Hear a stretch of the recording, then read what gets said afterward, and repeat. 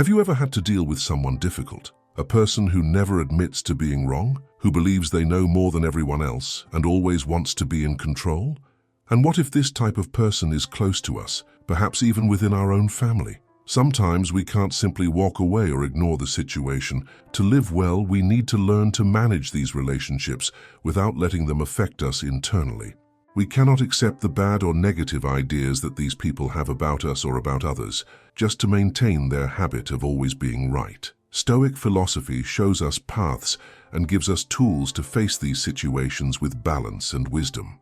Often, what we learn in school doesn't teach us how to deal with real-life challenges. Early Stoic thinkers believed that the main goal of this philosophy was to make life simpler and better for those who practice it. No matter our age, social class, appearance, or financial situation, we can all evolve and move forward. All we need is the will and methods that help us grow as people. And before continuing, if this content helped you in any way, share it with others. Like, comment, subscribe to the channel, and send it to a friend who might also benefit from it. 1. Reflect on your own beliefs. Sometimes we learn something the wrong way and keep repeating the same mistake for many years without realizing it. As Epictetus taught, there is always more than one way to see the same situation. We can use the challenge of talking to someone who always believes they are right as a chance to observe and strengthen our own ideas and beliefs. Thinking about what we believe is essential for our growth. Often we follow behaviors and thoughts without ever stopping to ask if they truly make sense or if they are good for us, simply because we were taught that way from a young age. We are influenced by the environment in which we live and by the behavior of the people we interact with. When we talk to someone who thinks they're always right, this situation can become a good opportunity to reflect on our own opinions. Epictetus said that the same situation can be seen in different ways. This means that even when the other person doesn't change their mind, we can use the moment to review and strengthen what we believe. Listening attentively to what the other person has to say can help us realize if there is anything we are wrong about or if there is something that can be improved. Keeping an open mind and a willingness to learn is a great virtue. When you are faced with someone who acts as if they know everything, avoid judging them right away. Instead of thinking, this person thinks they are superior, try to prepare yourself to deal with their attitude and approach the conversation calmly and observantly. Listen carefully and see if there's anything useful in what's being said, something that can help you see things from a new perspective. Even if it seems difficult, this attitude can bring good ideas and serve as a learning experience. Furthermore, it's important to recognize when our beliefs are firm and deserve to be upheld. Talking to someone who thinks they know everything is not only useful for questioning our opinions, but also for confirming our own values and principles. If, after the conversation, you realize that your ideas still make sense, it shows that your foundation is solid and increases your confidence. In the end, being willing to change when necessary is a sign of wisdom and maturity. Seeing challenges as opportunities to learn and not as threats profoundly transforms the way we think and helps us live in a more balanced and conscious way. 2. Avoid pointless disputes. Before starting a more intense conversation or debate, stop for a moment and ask yourself, what is the reason for this discussion? Is it really worth spending my time and energy on this? Marcus Aurelius, in his Meditations, he said that all our actions should have a clear purpose. Questioning whether a discussion is worthwhile means understanding if we are doing something that truly yields a useful result or if we are simply wasting time and patience. People who believe they are always right tend to be stubborn and convinced that they know more than everyone else. Even worse, many believe that their truth is the only one that exists. Typically, this type of person speaks arrogantly, as if they were superior, and treats others as if they were ignorant or incapable of thinking for themselves. These attitudes clearly demonstrate the extent of their pride and arrogance. Epictetus reminded us of a very simple but powerful truth. No one can learn anything new if they believe they already know everything. Those who always think they are right rarely grow because they don't allow themselves to listen or acknowledge that they might be wrong. This false sense of superiority is an invisible prison that the person creates for themselves.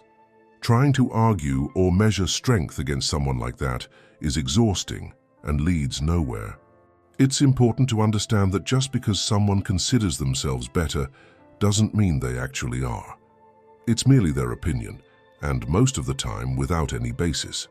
This idea reminds me of a true story from the United States Navy, which happened in October 1995 near the coast of Canada in the Newfoundland region.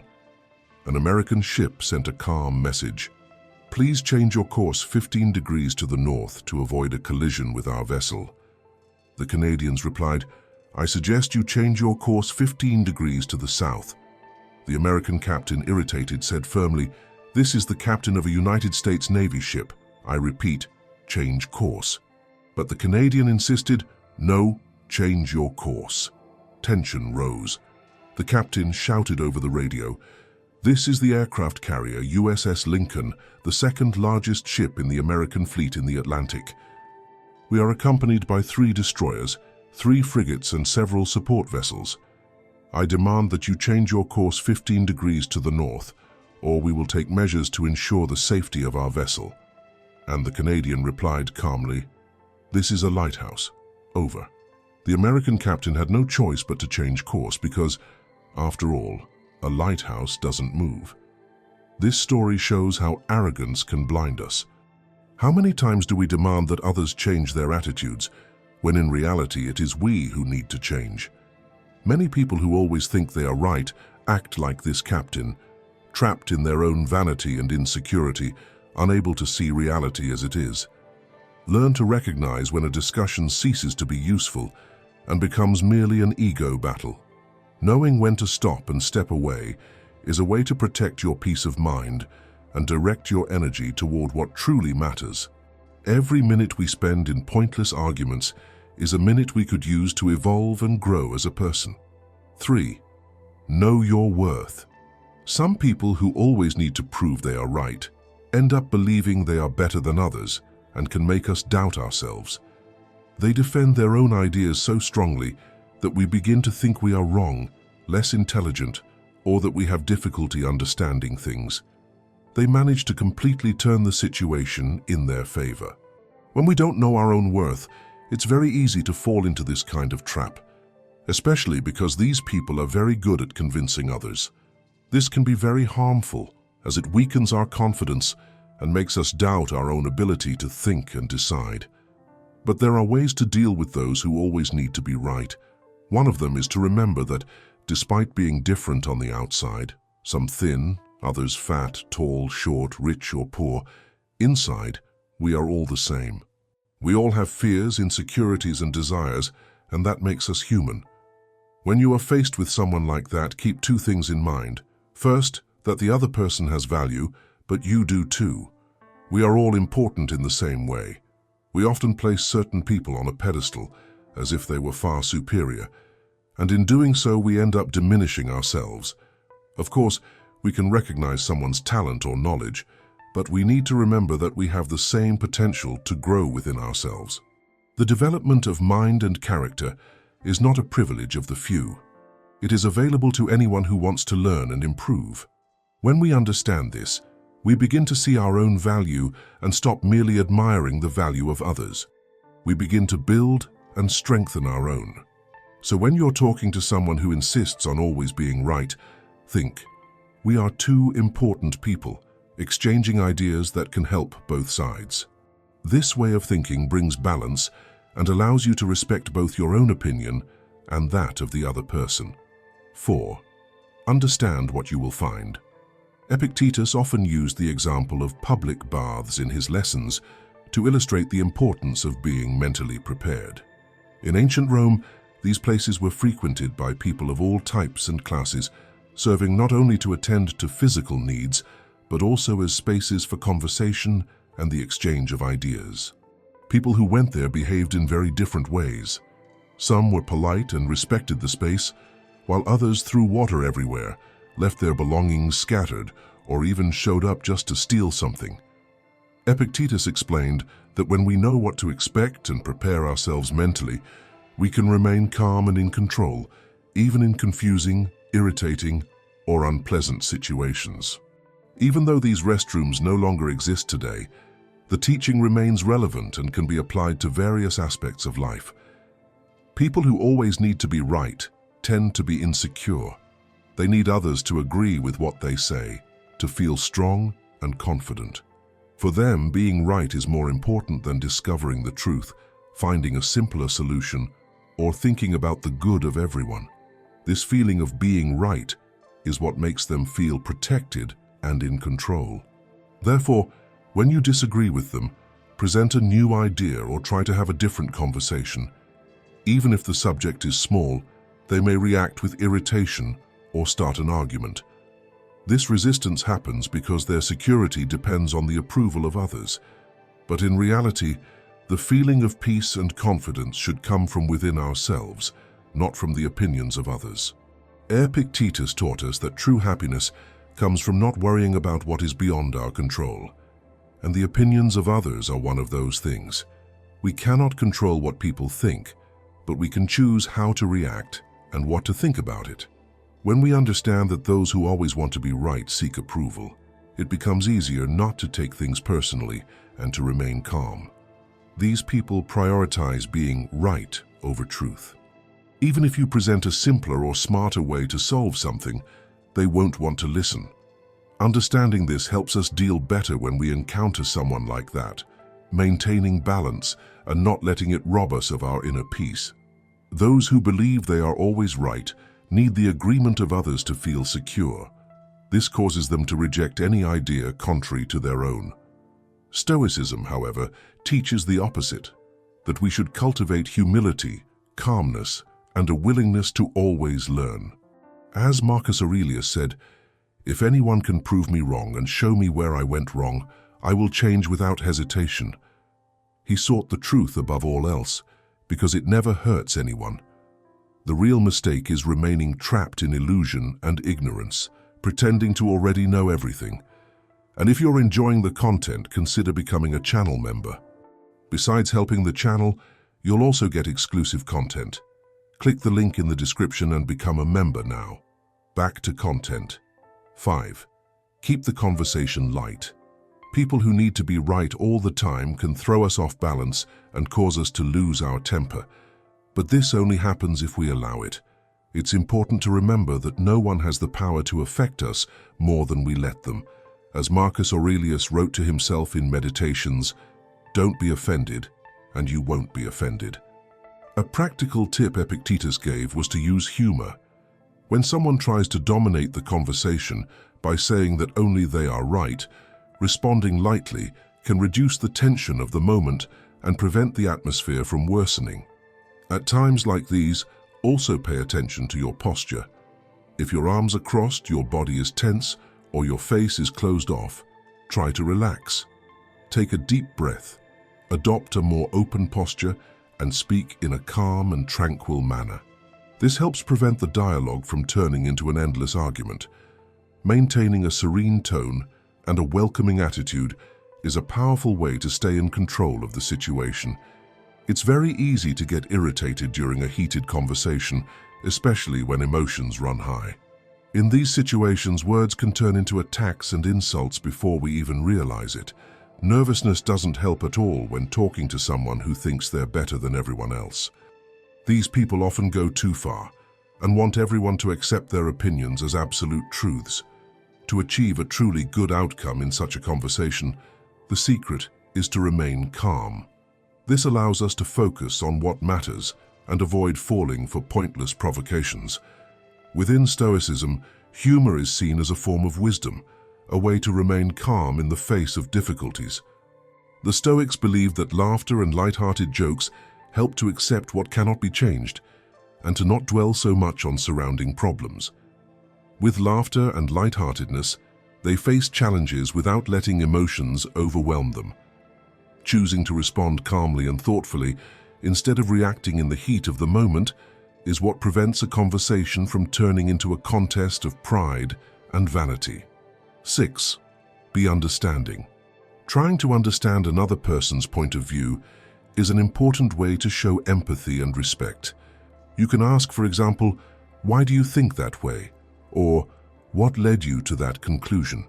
These questions help you understand where the other person's ideas and beliefs came from. Another important step in being understanding is practicing attentive listening. This means truly listening, paying attention, without interrupting, and showing that you respect what the other person has to say. People who believe they know everything usually do the opposite.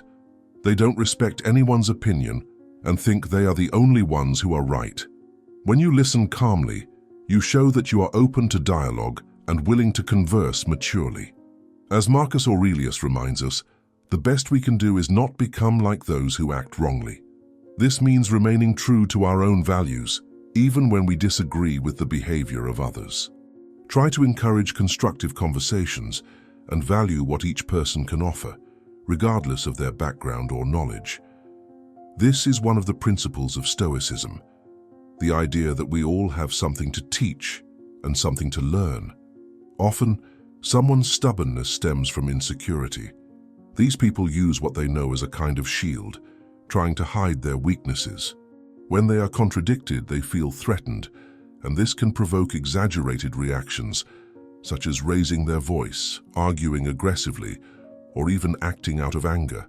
Stubbornness is common among those who believe they are experts in all subjects. They often act arrogantly, treating others as if they were less capable or dependent on them for learning. Some even feel the need to control everything and everyone around them. This desire to dominate the environment is often a way of hiding the fear of being contradicted or having their beliefs questioned. But, as Stoicism teaches, we have no power over the opinions of others. Trying to change what others think is futile. Therefore, talking to someone who believes they understand everything, perceive things better than everyone else, or are always right can be a great challenge. Whether in a meeting, in a classroom, or at home, dealing with such people requires a lot of patience and serenity. These people seek security in the approval of others and try to control what people think in order to feel stronger. Instead of facing their own fears, they seek to protect themselves through control. However, every time we look inside ourselves, we gain the chance to understand ourselves better, to deal with our emotions, our anger, and our most difficult feelings. When we seek answers outside ourselves, we hand over control of our lives to others. Therefore, it's essential to ask yourself if it's really worth arguing with people like that. Most of the time, it's wiser to realize when the conversation isn't going anywhere and simply walk away, keeping your composure and using your energy for something that truly helps you grow. 7. Use reason. According to Seneca, using reason is fundamental to achieving clear thinking. This helps maintain calm and emotional balance, even when dealing with people who always want to be right. There is an important principle in Stoicism that teaches that no one can shake us or take away our peace unless we give them permission. Although Stoicism is an ancient philosophy, its wisdom remains extremely relevant and practical. It shows us how to develop inner strength and resilience to face everyday challenges. It also teaches us to be emotionally resilient, without allowing external problems or the behavior of others to disturb our peace or irritate us. Stoic philosophy can help you stay calm and composed, even during tense conversations or difficult discussions. It can also guide your decisions, making life much simpler and easier. The central point is to use logic and reasoning instead of reacting emotionally when there are differing opinions. The effort to maintain serenity is essential, no matter what is happening around you. But it's important to remember that, while for you this may be a form of learning and growth, for other people this behavior may seem like a challenge or even an attack on their pride. But there's something important to understand. If you've been trying for a long time to step out of your comfort zone and learn more, but haven't been able to, there might be something you're not aware of. I know what it might be. Anxiety. Anxiety is like a snake that creeps up silently and affects you without you even realizing it. It leaves you feeling unwell for days, months, and even years. Living like this is like being sick all the time. But I know a solution. Stoic philosophers, along with modern psychology, have a way to help you get rid of it. I managed to cure myself of this anxiety. I made a video explaining how you can get rid of this problem, and it's in the first comment. Click the link in the first comment and start healing yourself from this feeling of anxiety. 8. Practice compassionate distance and choose your context more carefully. Living with someone who always needs to be right can be exhausting, especially when that person occupies a close place in our lives. A family member, a co-worker, a longtime friend. We try to explain, talk, offer other perspectives, but everything seems to return to the same point: the other person's need to assert themselves. It's as if the conversation is never truly an encounter, but a defense mechanism for the ego. In this type of relationship, insisting on the same emotional space only amplifies the strain. That's why learning to practice compassionate distance is essential. Compassionate distance is not indifference, it is not giving up, it is not coldness, it is the ability to respecting oneself and others at the same time, recognizing emotional boundaries. It's about looking at the person with understanding, acknowledging their pain and insecurities, but without allowing that to overwhelm your peace. The Stoics remind us that we all carry inner wounds that shape how we speak, react, and position ourselves. A person who always needs to be right is often secretly battling a deep fear of being wrong. Admitting error for them signifies weakness. Unable to cope with this feeling, they prefer to attack, dominate, or manipulate the dialogue. Understanding this allows us to don't take it personally. When we see the other person's behavior as an expression of their own internal struggle and not as an attack directed at us, we are able to breathe, observe, and choose. This is the essence of compassionate distance. Distance also involves the context from the conversation. Not every discussion needs to happen the moment it arises. Not every issue needs to be resolved immediately. Not every answer needs to be given now. Haste fuels conflict. The choice of timing is fuel for clarity. If you notice that the conversation is tense, that the other person is reactive, or that you yourself are starting to lose focus, pause. Change the environment. Resume later. Sometimes the conversation needs to happen somewhere else. Sometimes it needs to happen in a different tone. Sometimes it doesn't even need to happen. As Marcus Aurelius recalled, when someone makes a mistake, think to yourself, they act this way because they believe it's the best way. If I were in their place thinking like they do, I would do the same. This reflection does not justify the behavior. It merely dissolves the need for impulsive reaction. You begin to relate to reality, not to expectations. Compassionate distance also means don't expect from others what they cannot offer right now. If the person doesn't yet have the emotional maturity to engage in dialogue, there's no point in insisting. If she's not willing to revise her ideas, there's no point in arguing. If she can't hear, there's no point in talking. You respect the other person's pace without sacrificing yourself. And then something profound happens. You free yourself from the need to convert, convince, or save. You feel light. You remain in your own presence. True strength in Stoicism lies not in resisting others, but in not to lose oneself while relating to others. When you practice compassionate distance, you don't distance yourself from affection. You distance yourself from pointless conflict. It's not about distancing yourself from the connection. It's about distancing yourself from the dynamic that hurts. You remain available, but not vulnerable. You offer understanding, but without abandoning yourself. You observe, you embrace, you breathe, and you choose. In the end, the greatest wisdom is simple.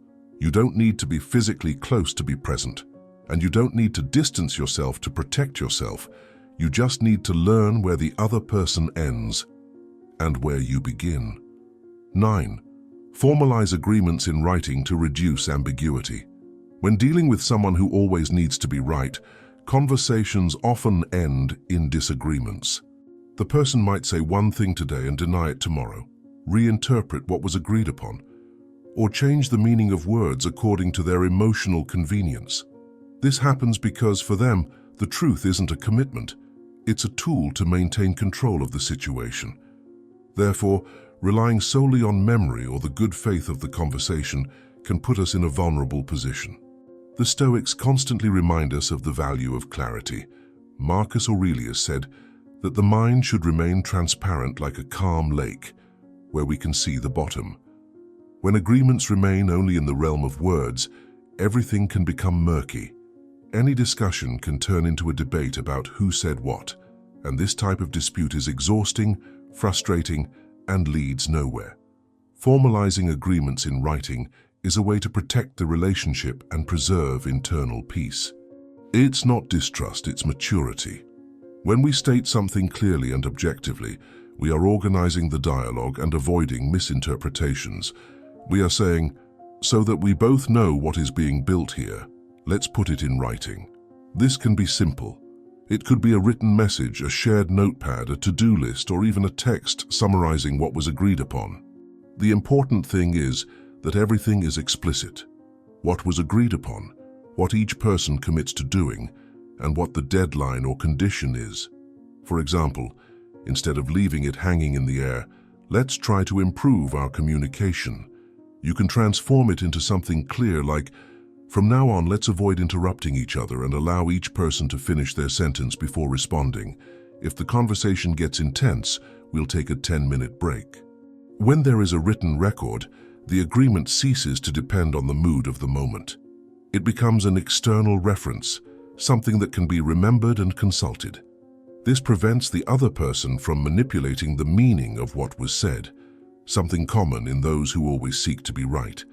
And if the person complains, "Why do we need to write this?" the answer can be simple and calm, to ensure that both feel respected and that no misunderstandings occur. It's important to remain calm. Formalizing agreements is not an act of confrontation. It's a gesture of respect for yourself and for the other person. When something is put in writing, the ambiguity disappears. There is no room for convenient interpretations. There is no room for emotional manipulation. Epictetus said that to live well, one must learn to distinguish between what is stable and what is unstable. A word, when charged with emotion, is unstable. A written record is stable. This practice also helps develop accountability. Once the agreement is clear, everyone knows where their role begins and ends.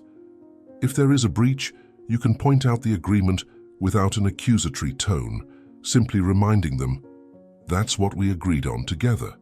This changes the structure of the conversation. It's no longer about proving anything, it's about returning to what was agreed upon. Formalizing agreements in writing is a way to transform more difficult relationships into more conscious ones. It's about choosing clarity over confusion. It's about choosing tranquility over uncertainty. It's about choosing a path where dialogue can exist without needing to turn into war. Ultimately, those who put things in writing show that they respect their own time, their own energy, and their own peace, and that is a profound sign of inner maturity. 10. Establish clear and sustainable boundaries. Living with someone who always needs to be right can become exhausting if we don't know where to draw the line. When we allow the other person to define the course of the conversation, the tone of the interactions, or even how we perceive ourselves, we end up handing over our emotional balance to another person. Establishing boundaries is not about distancing ourselves, nor about creating harsh or cold barriers. It's simply about drawing a healthy line between what is the other person's responsibility and what is ours. As Epictetus said, all suffering arises from the confusion between what we control and what we don't control. Boundaries are a form of clarity. Often those who always want to be right aren't actually seeking the truth. They're trying to maintain a position, a role, a sense of superiority that feeds their ego. If we engage in this type of person's game, we end up exhausting ourselves trying to prove we're right or defending our worldview. It's like trying to hold the wind in your hands. All the effort turns into frustration. The key is realizing that you don't have to be dragged into an argument just because the other person wants you to. You can choose how, when, and if you want to participate in the conversation. Setting boundaries begins within ourselves. First, we need to recognize what affects us. Perhaps it's the tone of voice, constant interruptions, the devaluation of our opinion, or emotional manipulation. When we clearly identify this, we can decide where to set the limit. Then comes communication. And here it's important to be simple, direct, and calm. It's not about attacking or confronting aggressively. It's about expressing what is acceptable and what is not, firmly but respectfully. For example, I can talk about it, but I won't continue if there's disrespect. I understand your opinion, but I have my own, and it deserves space too. If the conversation starts to turn into an argument, I prefer to pause and come back to it later. These phrases don't try to change the other person, nor prove who is right. They show that you are in control of your attitude and your energy. That is emotional maturity. Marcus Aurelius reminded us that the first control we must exercise is control over our own actions. We cannot decide the behavior of others, but we can always decide how we will respond to it. Another essential point is to maintain consistency. Boundaries only work if they are upheld over time. If you communicate something once but then give in immediately, the message you send is that nothing has changed. The person will continue to act the same way, not because they are malicious, but because you haven't reinforced the boundary. Therefore, it's important to act with calm firmness. It's not rigid force, nor an emotional outburst. It's a stable presence. And remember, setting boundaries isn't about pushing away love or respect. On the contrary, it's about cultivating healthier relationships because it prevents the accumulation of resentment, unexpected outbursts, and silent wear and tear. Those who know their own worth don't need to shout, compete, or fight for space. They simply occupy their place with serenity. When you establish clear and sustainable boundaries, something profoundly changes. The other person realizes that your peace is not for sale. You show that your tranquility does not depend on external approval and that your worldview cannot be forced or molded. This creates respect, even if the other person doesn't admit it. Ultimately, boundaries are a form of love for oneself and love for others, since clearer communication avoids unnecessary conflict.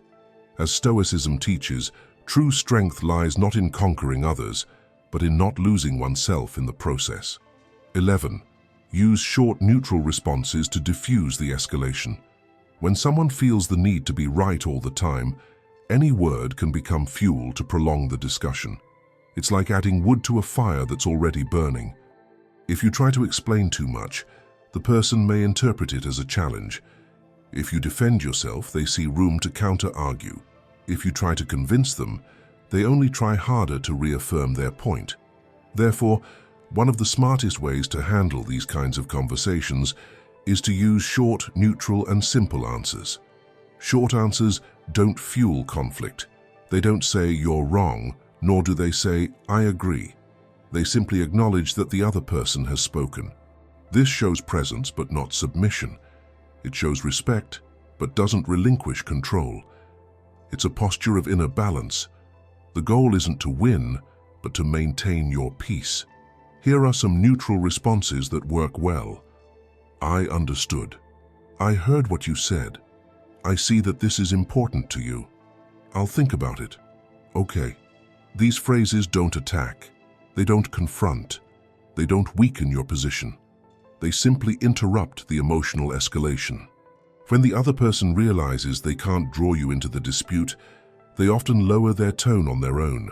It's like a fire that goes out when it finds nothing to consume. The Stoic philosopher Seneca said that most conflicts arise because someone decided to respond in the heat of the moment. When we choose to respond simply, clearly, and calmly, we demonstrate self-control. Calmness is not passivity. Calmness is strength. It's also important to understand that the silence between sentences has power. If someone is seeking intensity, haste, or emotion, responding slowly and with a steady voice completely changes the mood of the conversation. This intentional pause is a way to reorganize your mind before continuing. You're not staying silent out of fear. You're choosing how you want to position yourself. Another important point is that short answers prevent misunderstandings. The more we talk, the more we open ourselves up to being misinterpreted. When dealing with someone who interprets everything as an attack or competition, reducing excess words protects our energy and clarity. For example, if the person says, "You never understand anything, I'm trying to explain and you always complicate everything," a neutral response could be, "I heard what you said." This phrase doesn't accept criticism as truth, nor does it retaliate. It's merely a point of stability. Now imagine if instead you tried to justify it. "That's not it, I just meant that." Okay. The door opened for a long and exhausting discussion. When you use neutral responses, you're practicing something the Stoics called impression control. Before reacting, you take a breath and choose what to say. The power lies precisely there, in the conscious choice. It's important to remember that short answers aren't a sign of coldness or disinterest. They're a tool to protect your peace. You remain present. You continue to respect the dialogue, but you don't surrender your emotional balance to the other person to control. Over time, this behavior becomes a habit, and the person who used to be able to destabilize you begins to realize that they no longer have that access. Not because you distanced yourself from the relationship, but because you matured within it. The message you convey is silent, but firm. I respect myself. I don't get involved in battles that lead nowhere. This form of communication not only avoids friction, but also strengthens your self-confidence. You stop reacting and start choosing, and when you choose, you lead yourself. That is the true victory. 12. Separate facts, opinions, and interpretations before answering. When dealing with someone who always needs to be right, conversations often become confusing. Words mix with emotions, assumptions are treated as truths, and personal interpretations end up being presented as absolute facts. In these moments, it's very easy to lose clarity. Therefore, before responding, it's essential to learn to separate fact from opinion and interpretation. This skill brings calm, inner organization, and a firm stance in any discussion. One fact is something that can be verified. It is concrete regardless of each person's point of view. For example, it rained today. This can be observed. However, an opinion, it's what someone thinks about something. For example, the rain ruined my day. This isn't universal. It's a way of perceiving the event. Interpretation. It's the meaning we give to the event. It's a personal conclusion that may or may not be correct, such as, if it rained, it means nothing will go right today. Here, there is already an emotional judgment that doesn't stem from reality, but from the mind. When someone who always wants to be right speaks, they often confuse opinion with fact. They state what they feel as if it were objective truth. For example, saying, "You don't understand anything." That's not a fact, it's an interpretation based on their frustration. If you respond taking that as truth, you fall straight into an emotional trap. But if you can see that it's just an opinion, you can respond from a place of calm and clarity. Epictetus taught that our greatest freedom lies in choosing how to interpret events. According to him, it is not things that agitate us, but the ideas we have about them. Separating fact, opinion, and interpretation is precisely this exercise in practice. The mind becomes more stable, less reactive, and more conscious. When faced with a difficult conversation, take a short internal pause. Observe calmly what is happening. Ask yourself, what is the fact here? What is merely the opinion or emotion of the other person? What interpretation am I creating about this?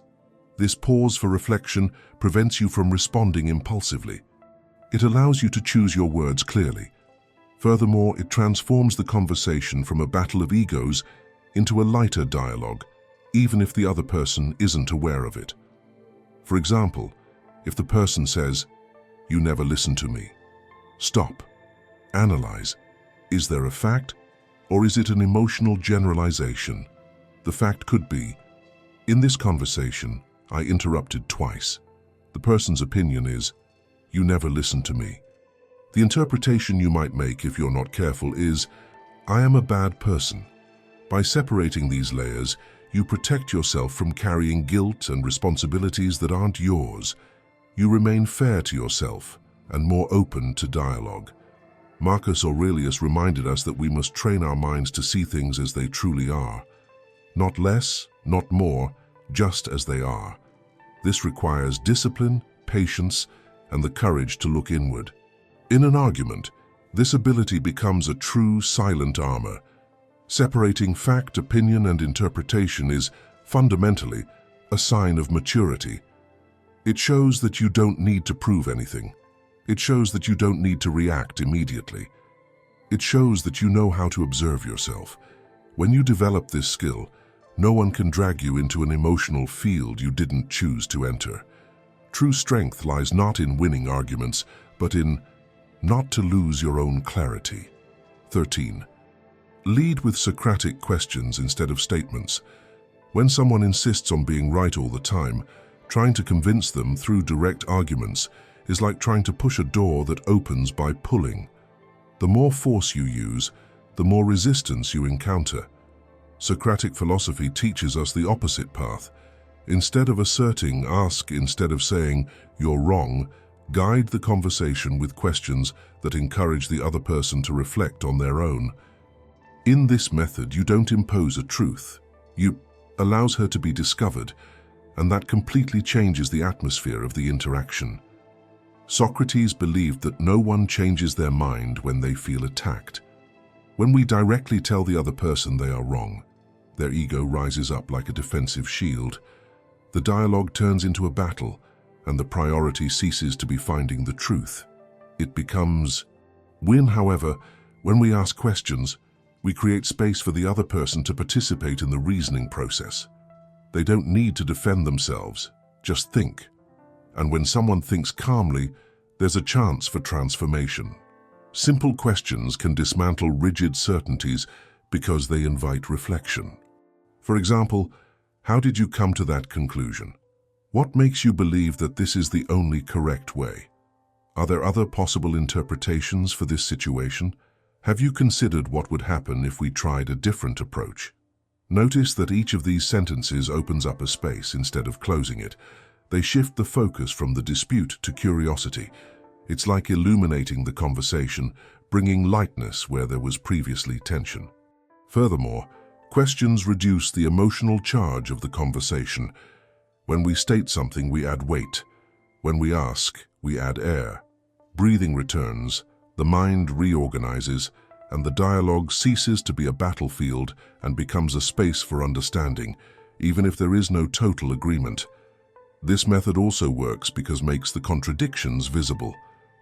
Often, those who think they are always right repeat arguments they have never examined deeply. When you ask a question, you invite that person to truly think about what they are saying. If their reasoning is based on nothing, they will realize it themselves. And when that realization comes from within, it is far more transformative than any external attempt at correction. For example, if someone arrogantly states, "This is the only right way to solve this problem," you can answer calmly, "What makes this the only way? Have you ever seen anyone solve it any other way with good results?" You're not denying it. You're not attacking. You are opening a window. Marcus Aurelius said that a mind that remains open remains free. Asking instead of asserting is an exercise of this freedom. It is choosing not to enter the game of the ego and, at the same time, inviting the other to step out of it. It's important to remember that questions should be asked calmly, not ironically. The tone changes everything.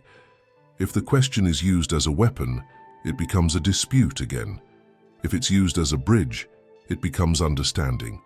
When you conduct the conversation with Socratic questions, you assume the posture of someone who is not trying to win the conversation, but clear it. You stop being a prisoner of emotional impulses and become the one who sets the pace with calm firmness. This is one of the most elegant forms of wisdom. Not to impose, but to illuminate. Not to confront, but to invite. Not react, but lead. In the end, you discover that you don't need to change the other person to maintain your peace. You just need to change the way you choose to communicate. 14. Regulate the body to protect the mind. Breathing, posture, rhythm. When faced with someone who insists they are right, it's common for our bodies to react even before we realize it. Our shoulders tense, our breathing becomes shallow, our jaw clenches, our speech quickens. The body goes into defense mode, as if preparing for an attack. It is at this moment that we lose clarity and allow ourselves to be carried away by emotion. Therefore, learning to regulate the body is one of the most important steps in maintaining a stable mind in any difficult conversation. The Stoics understood that body and mind are inseparable. What happens in one is reflected in the other. Seneca said that nothing disturbs us as much as what we allow to stir within us. And often, this agitation begins in the body. If the body calms down, thought becomes organized. If the body becomes tense, the mind shuts down and responds with impulses, not with awareness. Deep, slow breathing is one of the simplest and most powerful methods for regaining control. Even if the other person is being offensive, arrogant, or provocative, maintaining a steady breathing rhythm gives you the time you need to choose your response instead of reacting automatically. Slow breathing tells your nervous system, "We are safe." This reduces anxiety, irritation, and the feeling of urgency. Try something simple. Inhale through your nose, counting to 4. Hold for 2 seconds, and exhale slowly, counting to 6. This elongated breathing activates the part of the body responsible for relaxation. While the other person is trying to raise the tension, you are doing the opposite, lowering the temperature of the conversation from within. Posture also matters. When we cross our arms, tense our face, or lean our body forward, our brain interprets this position as a sign of threat. But when we open our shoulders, keep our chin aligned, and relax our neck, we send the opposite message: self-confidence, firmness, and tranquility. It's a silent gesture that communicates a lot without needing words. Similarly, the rhythm of speech is essential. Speaking too quickly puts us in the realm of reactivity. Speaking slowly, with pauses and clarity, puts us in the realm of awareness. A well-placed pause can prevent an entire argument. It is what provides space for reason to emerge before emotion takes the wheel. When we regulate the body, we do something powerful. We create space between stimulus and response. This space is where freedom lives. This is where we choose who we want to be in that conversation. If you let your body react on its own, the other person controls the course of the interaction. If you regulate your body, you regain control of your own experience. Marcus Aurelius always reminded himself, before facing any difficult situation, return to your body, return to your breath, return to the present. Wisdom lies in remaining whole, even when everything around us tries to break us apart.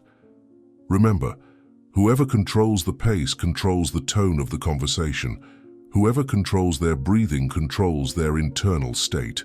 He who controls the body protects the mind, and whoever protects their own mind is never dominated by another. 15. Take strategic breaks and resume the conversation at your own pace. When we are dealing with someone who always wants to be right, the conversation can easily turn into a tense environment. Often, the other person raises their voice, speeds up the pace, and tries to pressure us into responding immediately. This imposed pace creates emotional urgency, and urgency is the enemy of clarity. When we respond too quickly, we respond with instinct, not reason. That's why pauses are so valuable. They give time back to our awareness. Taking a break isn't escaping. It's strategy. It's the space where you return to yourself before moving on. It is the moment when thought breathes. The Stoics understood that in intense situations, the greatest danger lies not in what the other person says, but in how we react. Epictetus reminded us that no one has power over our minds without our permission. The pause is precisely that withdrawn permission. It's when you choose not to surrender control of your internal state. When you notice the conversation becoming tense, that the other person is trying to draw you into a confrontational game, simply slow down. Breathe. Leave space between sentences. Don't respond in the heat of the moment. Allow silence to work for you. Silence, in these moments, is strength, not weakness. You can say calmly, "I need a moment to think about this. Let's resume this conversation when I'm more relaxed. I prefer to continue later, when I can reflect more thoroughly." These sentences are not attempts to avoid dialogue. These are conscious choices of Wenander's. He must continue. A strategic pause also serves to interrupt repetitive cycles. Sometimes a person is so caught up in the need to be right that they don't even realize they're repeating the same arguments. If you remain stuck there, you'll only be going in circles. The pause breaks that cycle. It's like opening a window in a closed room. Marcus Aurelius wrote something very simple yet profound for himself: return to the center. The center is that inner place where emotion resides and reason can emerge. There's no way to access that center while we're caught up in the fast pace of the discussion. Resuming the conversation at your own pace also means you are taking emotional leadership. You show, without needing to say it, that you won't be dragged along, that you're not there to prove anything, that your calmness is yours alone and it won't be taken away. And something interesting happens. When you pause, the other person finds themselves facing themselves. Without your immediate reaction to support them, they have to deal with their own discourse. Often the tone lowers on its own. Furthermore, when you return to the conversation, you return clearer, more present, and more assertive.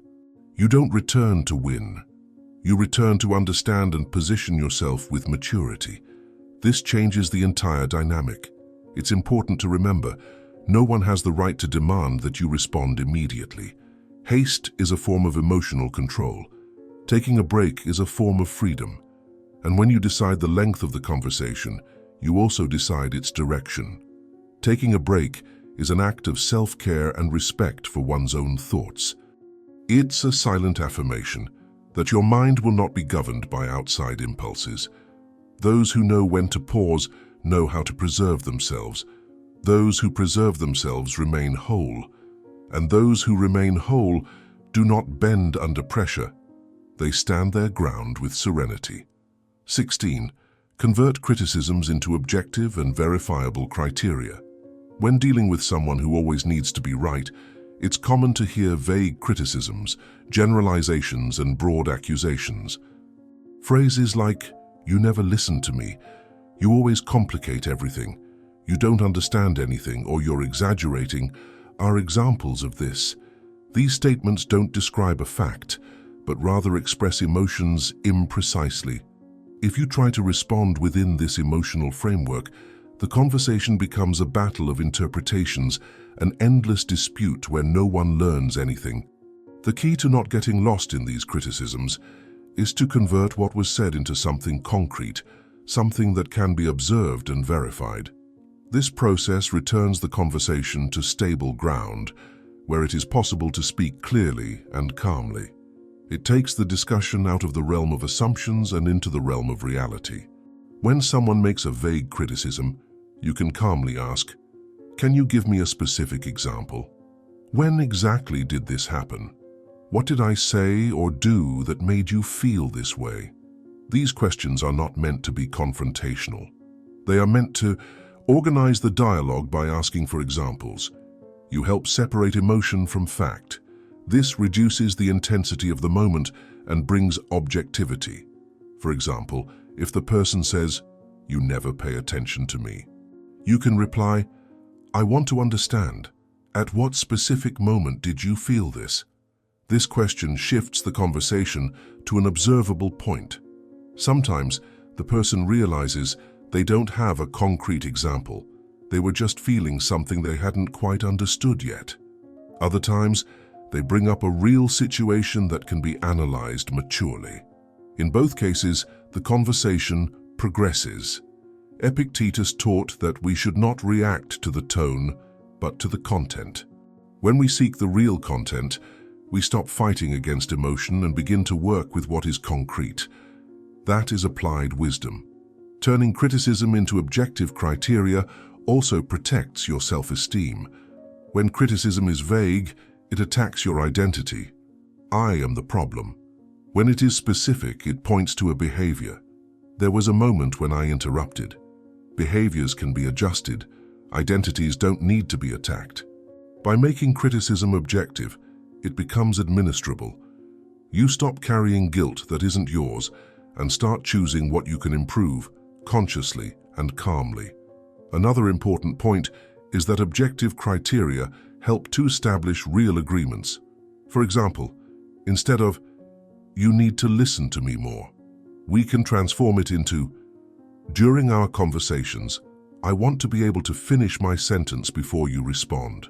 This is clear, simple, and verifiable. Marcus Aurelius said that we should reduce things to what they really are, because that's where freedom lies. When we do this, we not only reduce conflict, but we also prevent the other person from steering the conversation down the path of emotional manipulation. Converting criticism into objective criteria is a way of maintaining one's own clarity. It's a gesture of self-respect. It's the choice to converse with maturity, even when the other person doesn't yet know how to do so. When you transform what is vague into something concrete, your turns to the center of the conversation. You stop defending yourself instinctively and start analyzing calmly. And in that space, the truth can finally emerge, without haste, without ego, without dispute. 17. The power of silence. Often when we try to show our point of view to someone who believes they know everything, it seems that this person doesn't really listen to us. This happens because for them, accepting a different idea can be very difficult. Even when they listen, they usually don't respond openly or truly participate in the conversation. What for us would be a chance to learn, for them may sound like criticism that wounds their pride. For example, if someone criticizes one of our habits, like eating meat or supporting a certain group, we can stop and think about what was said. We reflect on the reasons behind the criticism and decide whether or not we want to change our opinion. This is part of a normal and healthy process of learning and growing. However, an insecure person, when hearing the same thing, tends to shut down.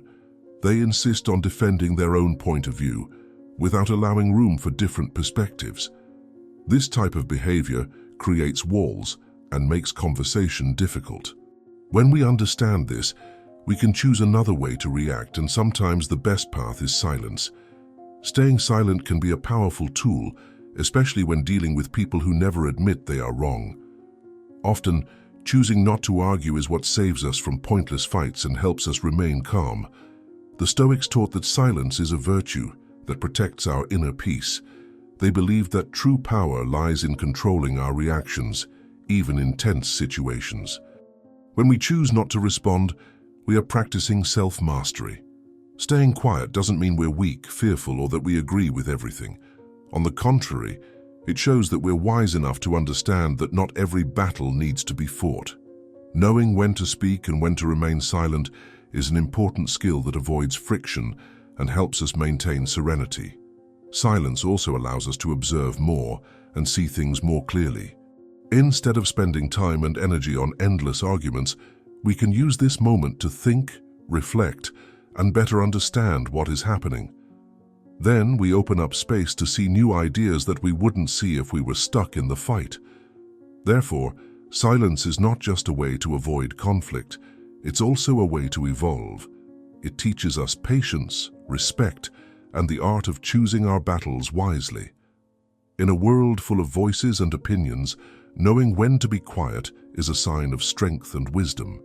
Dealing with people who think they're always right can be exhausting, but with calm and intelligence, it's possible to maintain peace. In all situations, it's essential to remember the value of acting with reason and balance. Using emotional intelligence helps to cope with stress without being affected by those who try to provoke us.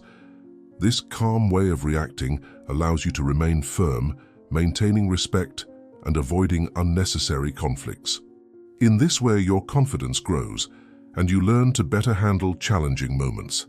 The most important thing is never to fade or diminish yourself just to avoid arguments. If at any point you decide to give in, do so consciously, ensuring that your peace doesn't cost you your self-esteem or your control over yourself. If this content helped you, leave a comment and share it with someone who might benefit from it. Thank you for being here. And if you want to continue learning, watch the video next to this one about how to deal with regret.